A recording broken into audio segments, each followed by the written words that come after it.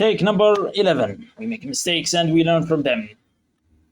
So in our project, we have our collision detection using the collision layers, and we want to switch it to the node groups to simplify our code.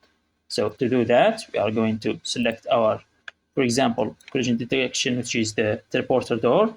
We are going to reset the values to its original value, which is 1 by 1.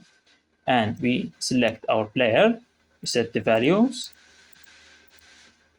and to make sure that the value apply on all other scenes, we are going to the player's scene, and we make sure that the layers are the same. Now we select our player, go to node, groups, and hit the plus button. Let's name our group layer, and we set it to global so that it is accessible in all scenes. Now we save it, go back to our scene, select our teleportation door, hit the script, and as you can see, the script detects whether the body is in or out, and when we press the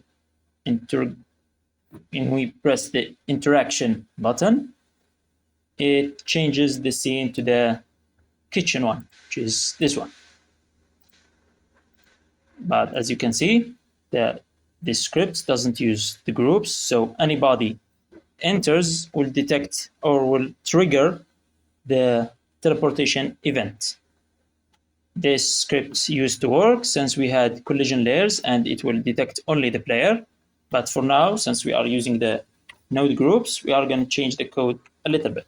So we go if the body that entered dot is in group, and we name that group player.